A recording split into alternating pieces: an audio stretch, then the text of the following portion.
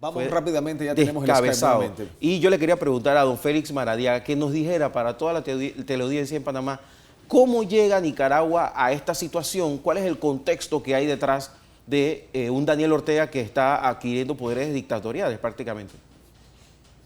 Sí, bueno, muchas gracias por la oportunidad que nos dan de explicar lo que ha pasado en Nicaragua. Y esencialmente la situación que estamos viviendo ha sido el resultado de muchos años de pasividad de sectores amplios de la población, particularmente de partidos políticos de oposición y del sector privado, que nunca creyeron o miraban insólito que Daniel Ortega realmente estaba planeando un régimen dictatorial. Y cuando un pueblo cree que no ha perdido la libertad, cuando se despierta y se da cuenta que sus libertades han sido violadas, a veces es demasiado tarde.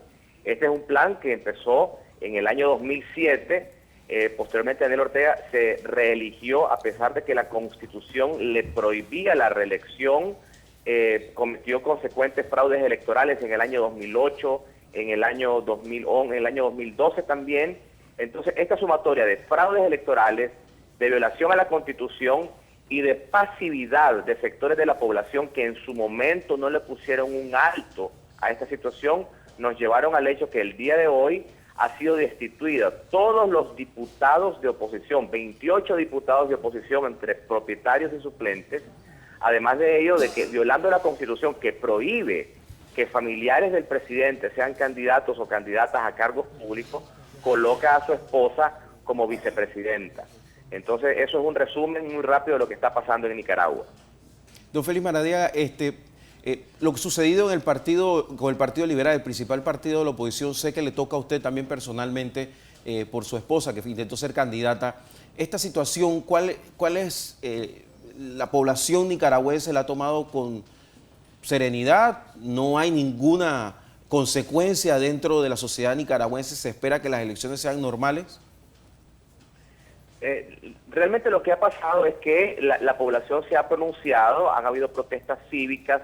En el caso concreto de Nicaragua, venimos de una guerra civil en la cual se perdieron 150.000 vidas humanas entre 1978 y el año 1989. Hay que entender eso, es una población de que no quiere regresar a la violencia y a veces eso juega de alguna forma contra la misma voluntad de hacer presión social, porque a veces se prefiere tolerar muchos abusos desde el Estado a cambio de evitar que haya una explosión de violencia. Han habido grupos que usando las vías cívicas y la no violencia han estado protestando, pero hay un sentimiento importante en el país de que sin el principal partido de oposición en la boleta electoral, las elecciones de noviembre no tienen ningún sentido. Recordemos que estos diputados que fueron destituidos tenían, estamos hablando de 26 diputados, una bancada de 91, es decir, no era naturalmente una minoría de poca relevancia, habían obtenido casi 800.000 votos. Así que la población se ha estado pronunciando, pero debo reiterar de que todavía son acciones que van a seguirse incrementando, es decir, hay voces de alerta, organizaciones de derechos humanos, grupos de estudiantes, grupos de sociedad civil están pronunciándose desde ya, declarando las elecciones de noviembre como elecciones que son nulas. Don Félix Maradiaga, buenos días, le saluda Iván Donoso acá con Guillermo Ruiz. Buenos días, Iván. Esta decisión que tomó el presidente Ortega, ¿esto está amparado por la Constitución nicaragüense o esto ha sido una violación? En la opinión mayoritaria de juristas independientes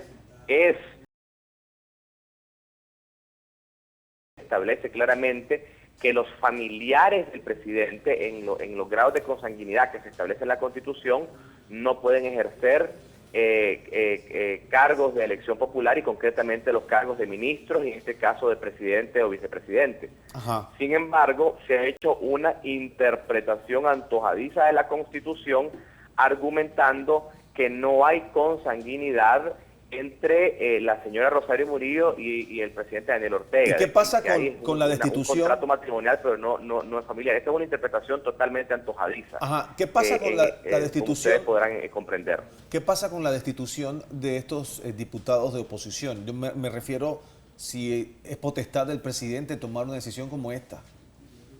No, absolutamente. El presidente no tiene ninguna facultad para hacer eso. Se han guardado, digamos, una superficialidad cosmética y se ha dicho que fue el Consejo Supremo Electoral, que es la instancia del Estado, tiene nivel de poder del Estado, la que tomó esa decisión, acusándosele de tránsfuga. Es decir, básicamente lo que sucedió fue que la Corte Suprema de Justicia, utilizando un fallo completamente ilegal, le quita la representación legal del partido a Eduardo Montealegre, que era el presidente del partido, y se la pasa a un caballero completamente desconocido en la escena política.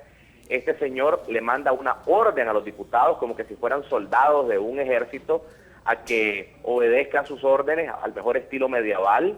Obviamente esos diputados desconocen la autoridad de un nuevo presidente de su partido, impuesto por decisión de una corte y no como resultado de un proceso político democrático, y por tanto el Consejo Supremo Electoral los destituye al mejor estilo medieval, sin ningún fundamento jurídico y obviamente violando principios elementales de la democracia. Don Félix Maradiaga, si hay alguien en la región centroamericana que tiene acceso a las personas más influyentes del mundo, es usted.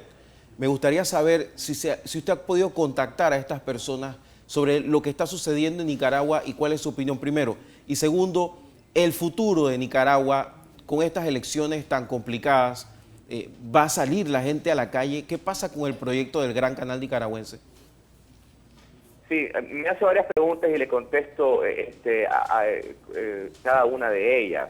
En primer lugar, pues sí, hemos estado comunicándonos con amigos, jefes de Estado, con organizaciones que han estado constantemente preocupadas por los derechos humanos y por la democracia en Nicaragua, y hemos tenido una respuesta sumamente alentadora. Doy un ejemplo muy rápido. El día de ayer varias agencias internacionales de noticias calificaron la noticia del nombramiento de doña Rosario como candidata a la vicepresidenta como una de las 5 primeras noticias más leídas a nivel mundial, y no ha sido recibida con buenos ojos. Nicaragua es un país muy pequeño que le ha permitido a Daniel Ortega cometer estos abusos porque no estamos en el radar de la opinión pública internacional, pero hay un pronunciamiento de los ex jefes de Estado y de Gobierno que están organizados. También ha habido una respuesta del Departamento de Estado de Estados Unidos. Hay un pronunciamiento importante. Su otra pregunta con respecto a la población, sí debo decir como ciudadano que lamento que las protestas cívicas han sido minoritarias. Nicaragua es un país en donde hay más de 40% de pobreza y el ciudadano promedio se despierta cada mañana buscando cómo ganarse el pan de cada día. Por tanto, no tiene el tiempo para hacer protestas ciudadanas porque tiene que trabajar, porque tiene que comer. Y Daniel Ortega sabe eso, que este es un país empobrecido y por tanto se puede aprovechar de la pobreza para hacer estas cosas porque tenemos una clase media muy, muy débil. En tercer lugar, con el tema del canal siempre hemos sostenido que es totalmente un fraude. Creemos nosotros que este es un esquema para darle a un grupo de empresarios chinos concesiones de tierras importantes, pero que nunca ha habido un proyecto serio de construir un canal interoceánico en Nicaragua.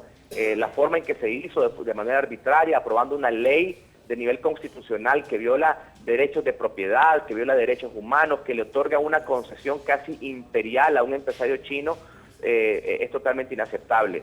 Y este es otro elemento que obliga a Daniel Ortega de generar un control político sobre la ciudadanía, porque la gran parte de la ciudadanía nicaragüense se opone no al canal como proyecto, sino a la forma en que se ha impulsado esta acción. Muchas gracias, Félix Maradiaga, desde Managua, Nicaragua. Un abrazo.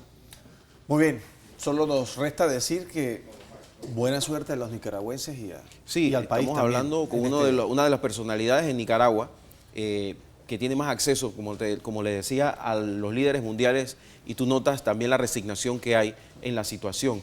Y eso es lo que sucede cuando un país en este mundo globalizado queda aislado, sobre todo desde un punto de vista noticioso. Y muy interesante lo que dijo ya para finalizar, con un alto porcentaje de pobreza en la población, que la gente primero va a ganarse el pan de cada día antes que salir. Le quitas la educación, claro, le quitas el acceso a la economía y lo haces zombies de los gobiernos. Muy bien.